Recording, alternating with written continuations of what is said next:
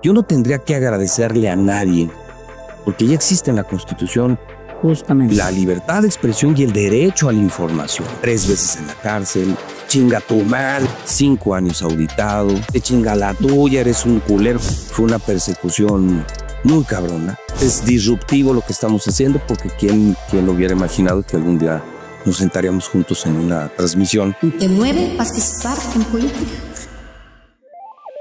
La política se entiende mejor cuando se conversa con quienes la viven. Bienvenidos a Enhorabuena, el espacio donde la maestra Nora Rubalcaba nos invita a reflexionar, debatir y descubrir lo que está pasando en México y Aguascalientes.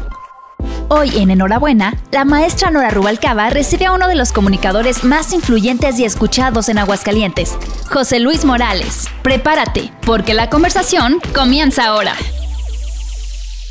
Bienvenidas y bienvenidos al tercer episodio de Enhorabuena, un espacio de análisis, de conversatorio, de reflexión de los temas nacionales y locales, en donde hemos invitado diferentes voces porque estamos convencidos de que la pluralidad enriquece la vida pública. Por eso, el día de hoy me da mucho gusto que nos acompañe en este podcast de Enhorabuena un periodista muy famoso de Aguascalientes. Él es además empresario, más de 30 años involucrado en medios de comunicación, especialmente en la radio, y ha marcado la pauta cotidiana de todos los días de la información de Aguascalientes, México y del mundo. Es comunicólogo, egresado de la Universidad Autónoma de Aguascalientes. Y bueno, muchas gracias por asistir a este encuentro, José Luis Morales. Al contrario, Nora, un honor para mí poder estar aquí. Enhorabuena por este proyecto. Digo, no es común que un entrevistador se convierta en entrevistado. Y la verdad es que me siento emocionado de saludarte. Es disruptivo lo que estamos haciendo, porque ¿quién hubiera imaginado que algún día nos sentaríamos juntos en una transmisión? Y pues aquí estamos. Hablas tú de pluralidad, de escuchar a todas las voces, y me parece que ese es uno de los grandes valores que tiene la democracia, ¿no? El que todos, desde todos los frentes, podamos hablar y nos podamos sentar y podemos platicar así.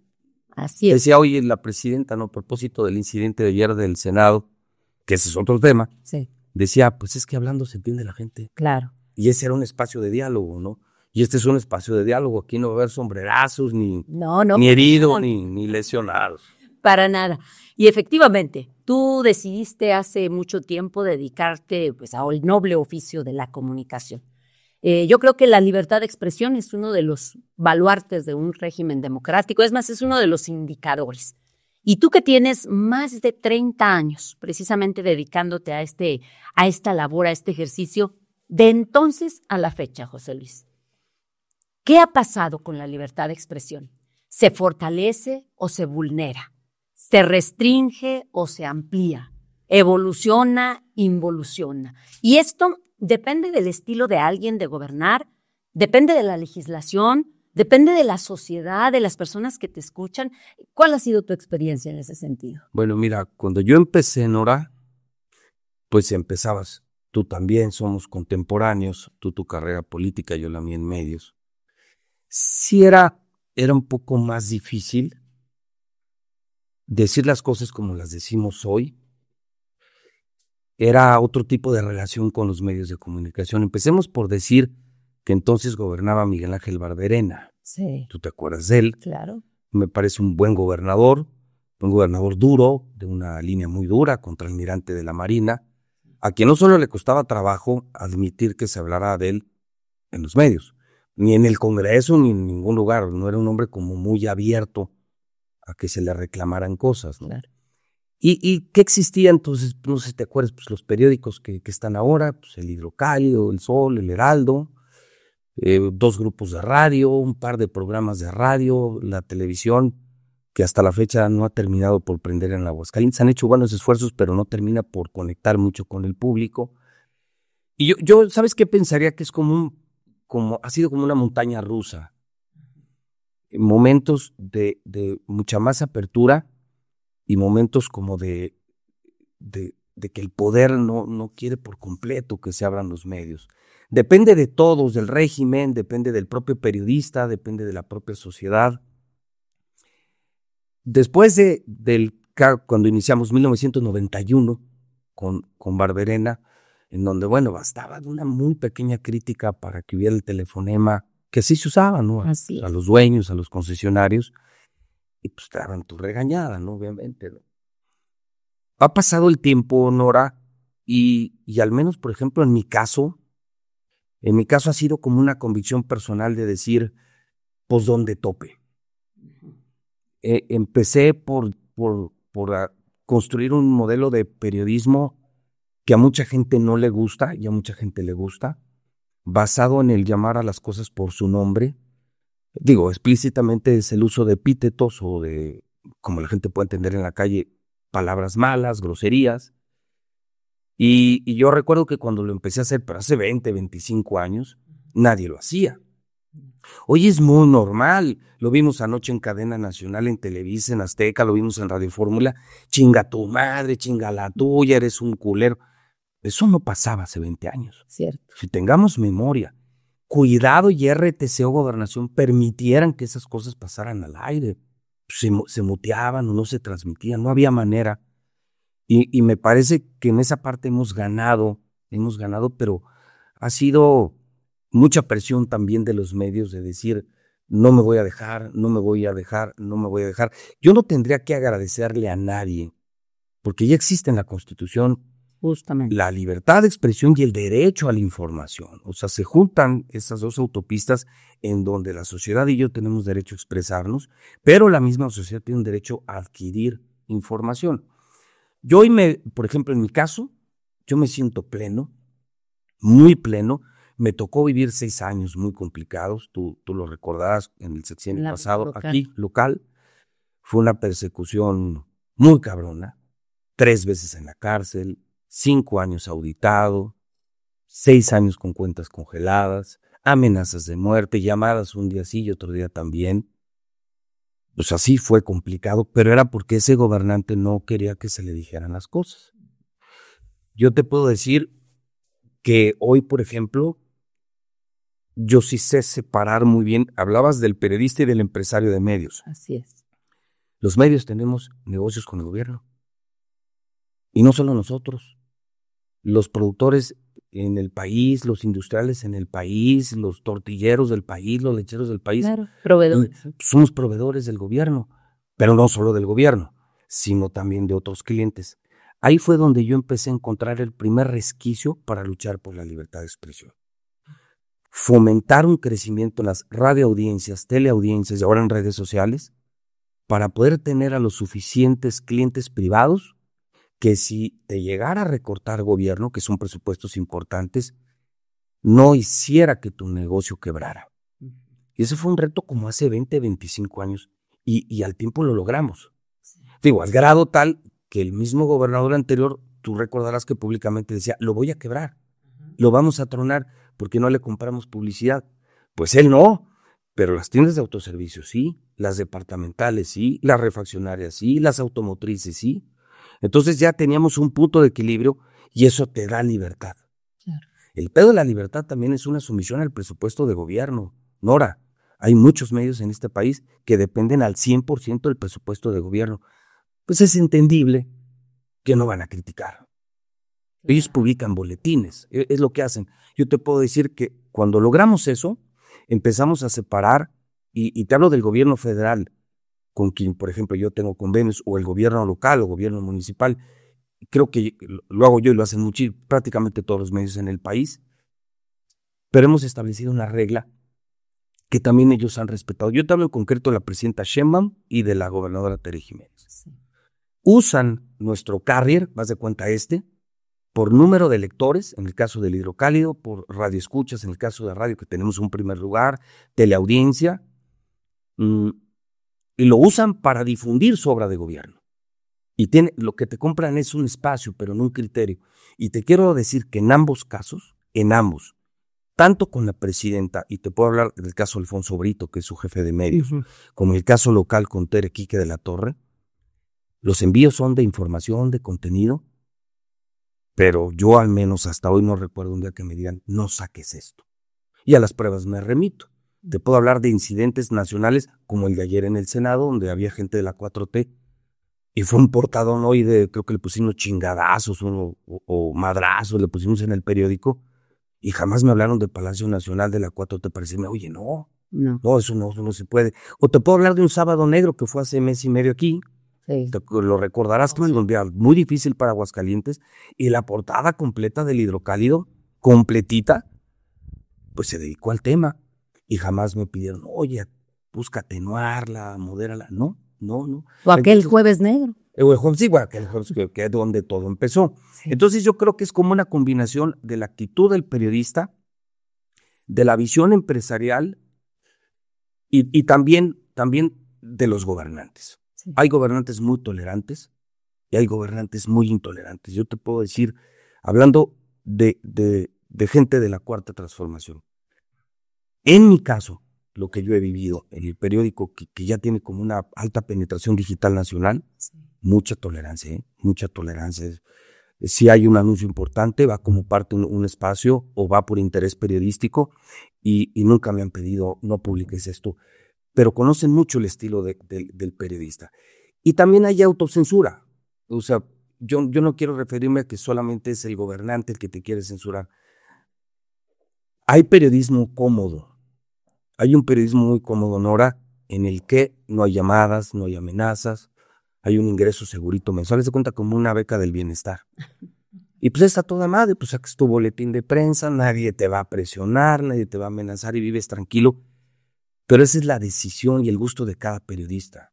Y a mí me gusta decirle al pan y al pendejo y al bueno, decirlo como es, y tiene su precio. Y sí tiene su precio. Justo a ese precio, porque ahorita que mencionabas esta parte del sexenio, iba a preguntarte, todos sabemos en Aguascalientes, te conocemos, te conoce la gran mayoría de la población. Eso creen. Ocupas unos altos índices de tus audiencias, y yo creo que tú estás consciente, ¿no? Finalmente, de que te escuchen o te apoyen o no te apoyen, te escuchan. Estén de acuerdo o no estén de acuerdo, te escuchan. Sí. Y les gustes o no les gustes, te escuchan finalmente. O sea, eres consciente de tus querientes y de tus malquerientes. Y una de tus características, hablando ya de lo que es el periodista, es decir las cosas por su nombre, como tú lo dices, ¿no? Uh-huh. Es atreverte a decir lo que otros no dicen, e incluso decirlo primero que otros. Sí. Y yo creo que esto pues te ha generado costos, porque también has incomodado a más de un político, ¿no? Y de todos los frentes. Y de todos. Y ahora ya es normal eso. O sea, ahora tú le prendes a la radio y ves cadenas tan importantes como Fórmula, Ciro, Joaquín, Chumel, Pepe, esa galería Azucena, uh-huh. Pues hoy pueden usar estas palabras y pueden llamar a las cosas por su nombre, cosa que hace años no se podía hacer. Eres pionero en ese sentido. Sí, yo creo que era de los pocos. Yo no sé en qué momento no me tocó la cepillada. Dios me ayudó, me aguantaron, porque lo normal era que quienes se atrevían a hacer ese periodismo lo cepillaban de volado. O sea, en el camino sí se quedaron muchos buenos periodistas que quisieron hacer las cosas así, o los mataron, o los corrieron. Exacto. Y la verdad es que yo he corrido con esa suerte. Tuve el respaldo siempre del presidente de la compañía, que es mi padre. Y bueno, no era tampoco fue una relación fácil porque eran muchas las presiones, ¿no? En efecto. Bueno, yo creo que este tipo de informantes y de información hay que cuidarlo. Finalmente lo que queremos es fortalecer una conciencia o un pensamiento crítico, y para ello pues es importante tener libertad de poder hablar, ¿no? Sí. Ya nos dijiste, te sientes a nivel federal. Hoy y a pleno. O sea, Puedo hablar de narcos, puedo hablar de ideologías de género, puedo hablar de corrupción, y sin problema, ¿eh? De lo que pasa, y finalmente Sí, son muy transparentes, ¿no? Y creo que no soy el único, ¿eh? Así es. Creo que ya muchos medios lo están haciendo. Sí. Digo, hay excepciones. Los que comentas. El caso local que yo viví, o los que viven ahorita en Campeche o en otros lugares donde han encontrado argucias legales como las medidas cautelares, la participación de jueces para callar a periodistas, pero son excepciones. Así es. Yo creo que en lo general hoy se pasa un periodismo más libre, en donde, fíjate, hoy hay más miedo al crimen organizado que al gobierno. Claro. O sea, hoy es más peligroso que digas una pendejada al aire y te truenen estos cabrones a que el gobierno te quite una concesión. Digo, a ver, revisemos los últimos 10 o 20 años. ¿Qué concesión de radio y televisión han quitado? No, ninguna. ¿Qué periódico han cerrado? Antes lo cerraban, porque además de que los mantenían los gobiernos, acuérdate que el papel lo producía el gobierno mexicano en Pipsa, allá muy cerca de Colima. Sí. Entonces no solamente no te daban presupuesto, como periódico no podías imprimir porque no te vendían papel. Sí. Y ahora yo el otro día que estuviste en el periódico, yo el papel lo compro en Canadá y no dependo de que el gobierno me venda el papel. Te veo, ¿no? Exactamente. Bueno, y hablando ahora de esa evolución en sí de los medios, te decía, hace 20, 30 años una persona se informaba viendo el espacio, ¿no? El noticiario, leyendo el periódico, leyendo las notas. Pero hoy estos medios tradicionales coexisten con las plataformas digitales. Coexisten con personas incluso que no se dedican o no estudiaron, mejor dicho, comunicación, pero que tienen un teléfono y entonces dan información, dan su opinión, generan opinión. ¿Y cómo se da esa coexistencia? ¿Cómo sientes que tienes que actualizarte para poder competir, para no quedarte rezagado en ese liderazgo de quienes hablan en tiempo real todo el tiempo de lo que está aconteciendo, ¿no? Entonces, ¿cómo fue esa adaptación en esta nueva oleada, ¿no? de informarse? Mira, yo he pensado, Nora, que no hay medios malos. Yo creo que hay malos directores. Me parece que lo que vino a revolucionar y democratizar los medios fue sin duda el tema digital, el tema de las redes sociales. Las redes sociales empezaron a permitir que una persona muy notable o muy intelectual pudiera coexistir o discutir con un campesino, con un obrero, al mismo nivel, cosa que nunca se permitió en los otros medios. O sea, con toda franqueza, la gente de radio, la gente de prensa y la gente de televisión no vio venir que se construiría una plataforma de mayor alcance, de mayor penetración, pero además de mayor apertura. Por eso se fueron de bruces a las redes sociales. Hay periódicos que creen que todavía pueden cerrar su edición a las 6 de la tarde sin darse cuenta que en su cierre contra la mañana siguiente ya salieron 2,500 notas nuevas. Entonces no te has actualizado, no escuchas a tus lectores. Todavía hay gente de radio que cree que puede controlar o puede manejar una información y controlar audiencia. A ver, cabrón, si no lo dices tú, lo están diciendo las redes. ¿Cómo tapaba yo, Nora, lo del Sábado Negro si todo mundo en el pueblo sabía el pedo que había? Camiones quemados, Oxxos quemados. ¿Cómo tapas eso? ¿Cómo tapas el incidente de anoche en el Senado? Chinga, pues estaba en todas las redes sociales, a favor de Alito, en contra de Alito, a favor de Noroña, en contra de Noroña. Entonces, quienes entendimos que había que hacer una copia de lo de redes sociales en los medios tradicionales, nos salvamos. Así es lo que hemos hecho con Hidrocálido, un periódico mucho más crítico, más actualizado, lo terminamos a las 2 de la mañana. Es prácticamente al cierre la gente se puede dormir y puede amanecer con notas nuevas en el periódico. Es más chinga, pero era la única manera, aunque evidentemente son medios que agonizan. Lo de los periódicos, yo te decía que generacionalmente quienes todavía usan el papel, llegará un momento en que se van a morir, no sé, en 10, 15 años, y no viene otra generación que esté usando el papel, están consumiendo el teléfono. Entonces tendremos que migrar esas marcas a lo digital. Pero hoy estamos sobreviviendo y le estamos dando a esa gente un periódico que jamás habían visto. Tele tiene otro reto, que es el streaming. Estos contenidos le están pegando muy cabrón a la tele. O sea, esto más Netflix, más todas las plataformas se están comiendo a la televisión tradicional. Y en el caso de radio, yo creo que hasta que no nazca una tecnología que le permita, sobre todo a los conductores de autos, tener otro tipo de contenidos, vamos a existir. En los hogares ya nos morimos. Ya no hay radio. Dime tú a qué casa has entrado con el radio encendido. Ya no hay. ¿Es la tele? ¿Es el streaming? ¿Es la película? ¿O están viendo el teléfono? Sí. Muchos de radio que hicimos nos metimos también a transmitir por teléfono para que nos pudiéramos entrar al hogar, o igual la televisión, que lo hacemos con la mexicana en Star TV, pero yo sí creo que en radio difícilmente nos vamos a morir, mientras en camiones, en taxis y en autos, cuando tú vas al Senado, vas oyendo radio, y cuando te subes al Uber, al Didi, al taxi, al camión, van oyendo radio. Yo creo que finalmente vamos a terminar en lo digital. No veo venir otro tipo de tecnología por ahora. Por el contrario, veo muchos perfeccionamientos de lo que hoy existe. ¿Y a qué le estamos apostando los que queremos seguir en esto de los medios? A llevar nuestra experiencia, a llevar nuestros contenidos a ese teléfono. Que es un trabajo más profesional y es menos artesanal. Claro. Tienes razón cuando dices o cuando resaltas la interacción, porque finalmente los medios tradicionales siempre nos han enseñado que el proceso de comunicación es un hablante, un oyente y una retroalimentación, eso no cosa que no era posible. Dime en qué periódico existía. No, pues no. ¿En qué televisora? De ninguno. No, ninguno. ¿Acaso allá me acuerdo luego de las cartas a la redacción, ¿no? Sí, pues es una cientos derechos de réplica, efectivamente. Hoy, efectivamente, como tú bien lo señalas, y yo me acuerdo, porque tú desde que yo te escucho, utilizabas también la radio para hacer gestión. Claro. Tu vínculo con los gobiernos municipales, estatales, federales, te permitían canalizar ciertas Contigo hice proyectos sociales, llegaste a participar en carreras conmigo, en eventos, y yo los integraba a todos.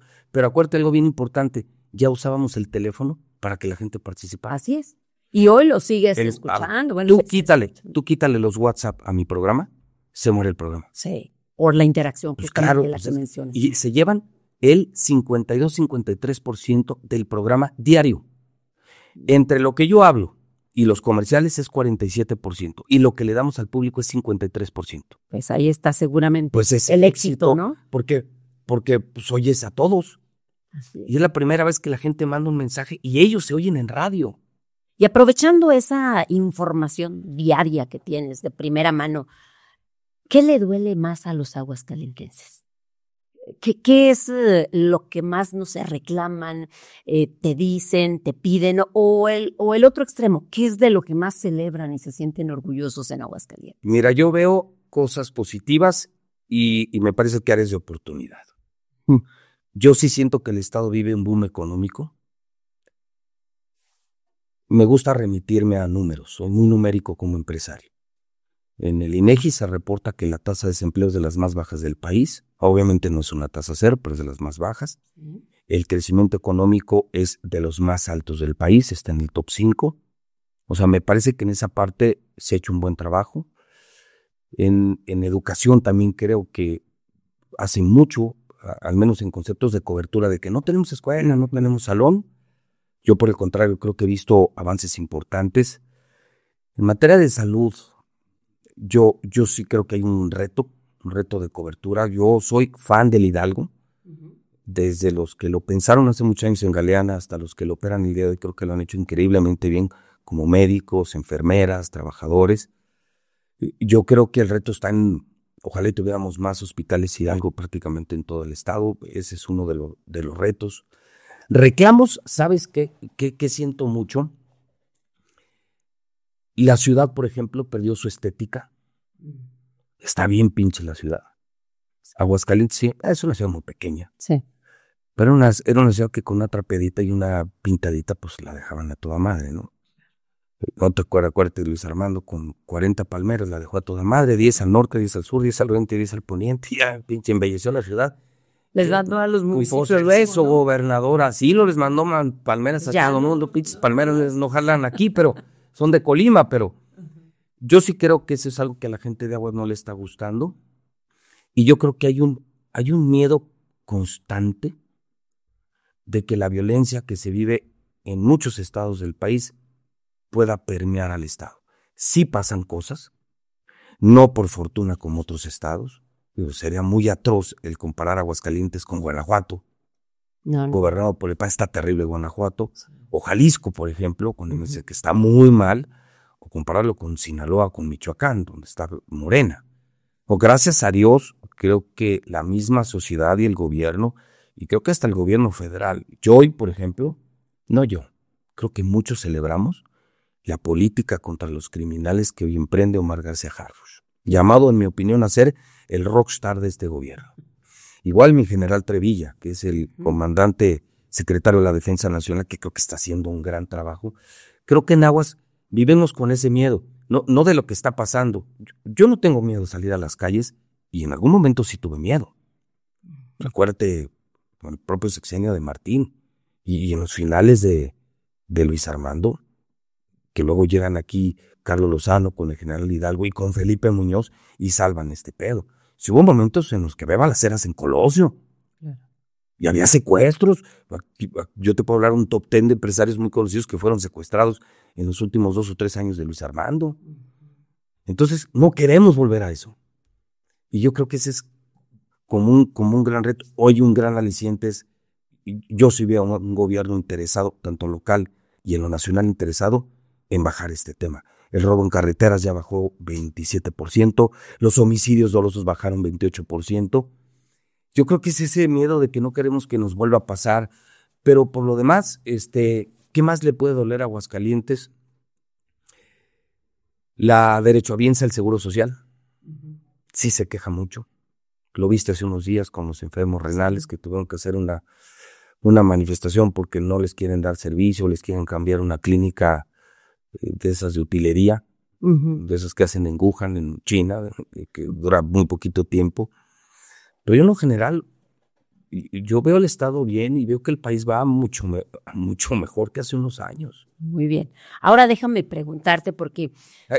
honestamente, es como lo veo. Siempre supuse, ahorita te narro el episodio, pero siempre supuse que se había originado justo por este contacto que tienes con la población, a través del teléfono, de mensajes, de llamadas, de encuestas, la forma que tienes de interactuar. Y quiero hablar de el cosquilleo, de la inquietud de participar en política. Ay. Yo recuerdo que alguna vez empezaste, yo no sé si te colocaron, pero empezaste a ser medible y empezó a darse tu nombre, ¿no? Sí. No recuerdo si era para presidencia municipal o para alcalde. ¿No? Para alcalde. Entonces, ese cosquilleo, esa inquietud de participar, ¿te mueve participar en política? Pero ya me estás metiendo en camisa de 11 varas porque normalmente en público no hablo de este tema. Mira, todo empezó como una broma. Una broma un 28 de diciembre, hace un chingo de tiempo, no sé, como 20 años. Ajá. Ya INRA, que es la empresa que mide la radio, ya nos ponía en primer lugar. Y tú sabes que toda figura pública, no servidor público o persona pública, figura pública, tiene como esa relevancia o esa probabilidad de participar en política. Claro. A mí me parece que de entrada es un error, porque se confunde popularidad con capacidad. Y a mí me parece que la administración pública poco tiene que ver con la iniciativa privada, son cosas muy distintas. Los casos que yo conozco, Nora, han sido infructuosos y se han convertido en un fracaso, porque llevamos al poder a actores, actrices, luchadores, árbitros, gente muy conocida, futbolistas, y les fue muy mal porque lo hicieron muy mal. No es lo mismo cantinero que borracho. En esa parte yo sí quiero ser muy claro. Nunca digas nunca, para que nunca me saquen una grabación de siempre hay un tuit, mira, ese cabrón le dijo a Nora que nunca iba a hacer. Tú nunca sabes dónde vas a terminar. Yo siempre me dediqué a la radio. Yo nunca me imaginé que iba a terminar con una empresa de televisión como Star TV o manejando un periódico. Yo no sabía nada del periódico o metido en el mundo digital. Esto era para los millennials. Ajá. Yo no soy millennial. Y esto como pendejo todo el día publicando en redes sociales, ¿no? Nunca digas nunca. Sin embargo, yo creo que el servicio público y el pueblo de México y el pueblo de Aguascalientes se merecen mucho respeto. Y creo que tienen que llegar al poder personas con capacidad en administración pública, con preparación en administración pública y con una enorme vocación de servicio. Y yo no soy experto ni en administración pública, ni me he preparado en administración pública. Me gusta el servicio. Probablemente en esa parte fue en la que la propia sociedad empezó a encontrar un puente, como para decir, bueno, si este cabrón ayuda, imagínate, si él pudiera hacerlo, ¿a cuánta gente ayudaría? No es una tarea fácil. Gobernar no es una tarea sencilla. Merecen mucho respeto los políticos en ese sentido. Y yo creo que sería muy soberbio de mi parte el decir, no, yo creo que seguramente lo haría mejor. Yo manejo empresas pequeñas o medianas, tengo poco más de 300 empleados, pero no sé si tendría la capacidad de gobernar a más de 1 millón de personas, ¿no? Eso por un lado. Luego, por otro lado, Nora, yo también de pronto sentí que esa popularidad llamaba también la atención de varios partidos porque me invitaron varios, no fue uno solo. Y dije, estos pendejos lo único que van a hacer es, me están usando, pero al final no voy a llegar solo, voy a llegar con ellos. Entonces, cabrón, nosotros te pusimos y como te pusimos te reventamos. Entonces, a ver, lo único que quieren es o regresar al poder o mantenerse en el poder, no me van a dejar hacer absolutamente nada. Entonces, ahí empecé a sentir que me iban a utilizar. Un punto más. El día que Alfonso Romo se sale del gabinete del presidente López Obrador, le dijo a Joaquín López Dóriga algo que me llamó mucho la atención y los empresarios me van a entender. Cuando tú tienes una empresa chica, mediana o grande y tú quieres implementar una decisión de producción o de venta o de comercialización, basta que lo decidas en tu consejo, con tus asesores, con tus directores, y yo creo que no demoras 1 semana, 2 semanas en que esa política interna sea ya una política de trabajo. Somos muy rápidos en la IP, Nora. Y cuenta Alfonso que cuando él tenía ideas para eficientar la administración pública, hacer cosas como lo querían hacer en el sector privado, decía, no, Joaquín, mira, iba con el presidente, me mandaba con el secretario, luego con el subsecretario, luego al Senado, luego al Congreso. Tenía que cabildear con todo el país, con los sindicatos, con medio mundo. No puedes mover ese pinche elefante. La estructura de gobierno es enorme, Nora. Sí. Y nosotros estamos acostumbrados a dar resultados. Caí, por ejemplo, mis números en agosto malos. Yo los tengo que enmendar en septiembre. Y en septiembre tengo que salir en mi número y recuperar lo que perdí en el mes pasado. En el gobierno es imposible. Está muy cabrón mover el gobierno. Entonces, él decía, me voy a frustrar como empresario porque no voy a tener la velocidad, no voy a dar los resultados. Eso me empezó a preocupar. Porque soy eficiente, porque estoy rodeado de gente muy eficiente y gente muy rápida. Ibas a salir reprobado por causas ajenas. Pues sí, pues iba a pasar como pendejo y todos iban a seguir robando y entonces ya ven, este pendejo no sirvió de nada. Y la última. Ya supe qué partidos te invitaron. Oye, valoro mucho mi vida privada. Ah, claro. Y la de los demás, debo yo decir. He sido muy respetuoso yo de la vida privada, siempre me he metido en el tema público y te voy a ser honesto. Yo hoy, Nora, soy muy trabajador, pero puedo agarrar el pedo con quien quiera, a la hora que quiera, como yo quiera. Me puedo comprar el coche que yo quiera, puedo viajar a donde yo quiera. Y hoy te metes a política y es un pedo el coche que traes, el reloj que traes, los zapatos que traes, a dónde viajaste, dónde comiste. Entonces dices, a ver, si en la IP tengo estos ingresos y tengo esta libertad, ¿para qué me voy a ir a estos ingresos y a esta libertad? Claro. Por eso hablo de vocación. No sé si más adelante, un poco más viejo. Ahorita yo estoy concentrado en mis negocios. Recientemente no me han invitado de nueva cuenta, pero, hijo, creo que ya es una profesión de alto riesgo el ser político. Es que es escrutinio público. Sí. Y la verdad es que es bien padre en mi caso, Nora. Ve hoy, pobre cabrón, sale en conferencia, el reloj de tal marca vale tanto. Y que el coche, y que si se fue a Japón y que desayunó, dices, qué pinche necesidad. Para mí es un enorme valor la vida privada. No me meto en vidas privadas, tú lo has reconocido, Sí. y jamás voy a permitir que se metan en la mía. Lo han intentado muchas veces, yo ni contesto. Sí, eso lo recuerdo perfecto de alguna entrevista que vi y paraste en seco a alguien no, que iba a Carmen, hablar. Dijiste, no. yo no me meto. Esto es aquí lo público y lo privado, cada quien que haga lo que quiera. Para que nunca se metan con la mía. Y te digo, puedo estar aquí contigo. Tú y yo hemos cenado, y a quién chingado le toca dar yo explicación de que me voy a tomar un mezcal con Nora. A nadie. Nadie. Si fuera servidor público, sí. Sí. Bueno, hasta por mi forma de hablar, creo que tendría problemas. Así es. Bueno, José Luis. O sea, que es un casi no.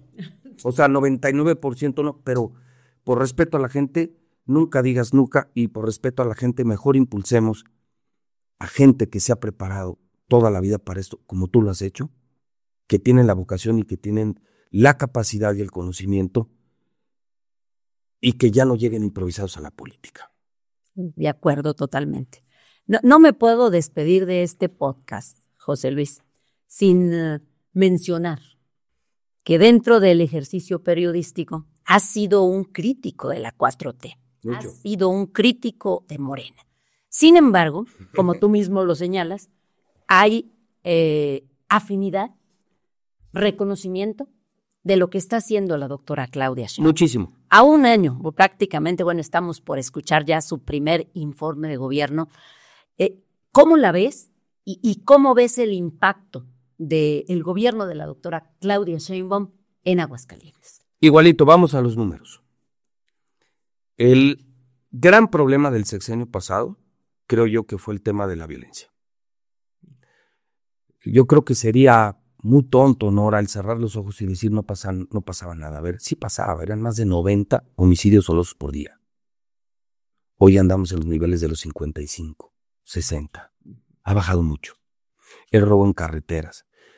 A México le dolió un sexenio de mucha violencia, que no quiere decir que es la única época de violencia. Hemos tenido muchas épocas de violencia. Esto cambió. Nos reconcilió con el mundo.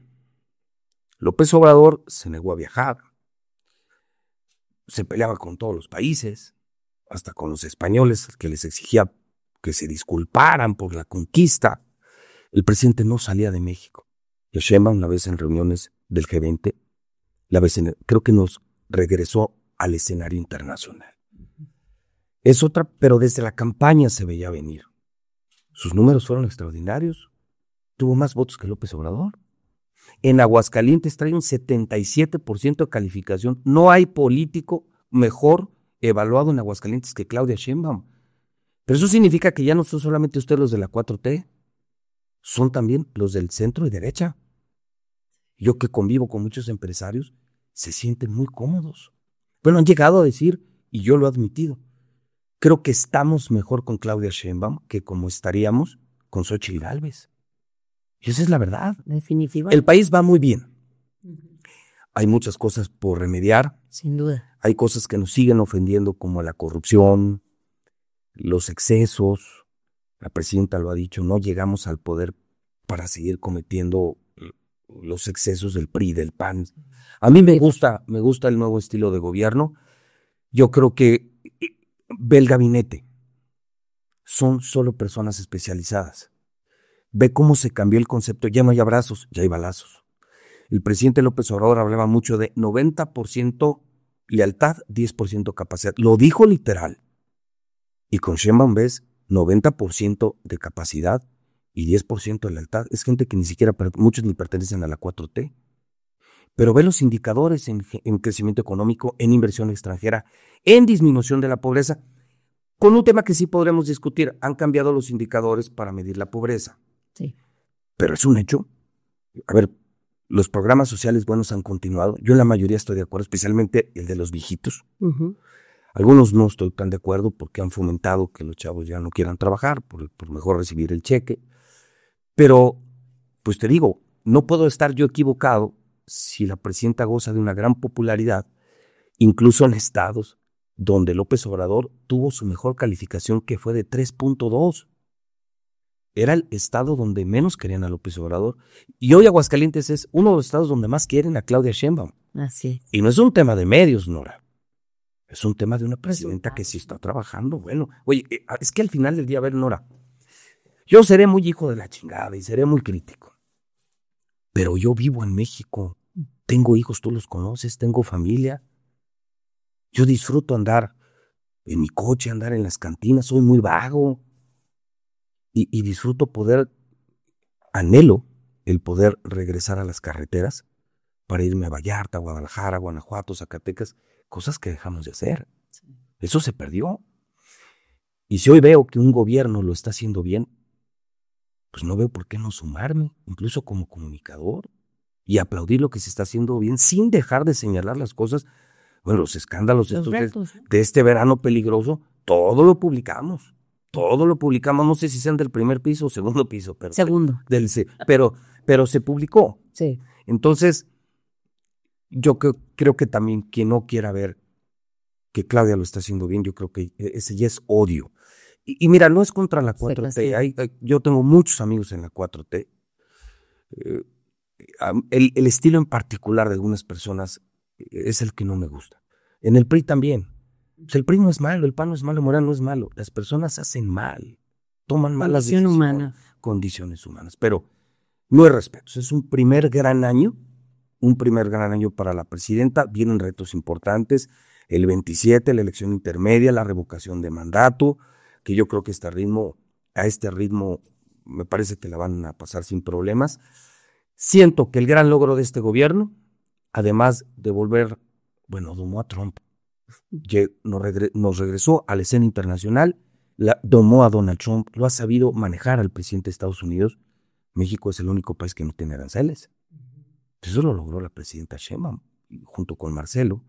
Si lo regresan la paz, va a ser la gran palomota al sexenio. Y ese es el objetivo. No. Si lo logran, prácticamente ya, pero yo me atrevería a decir, pues tenemos casi candidato a presidente, ¿no?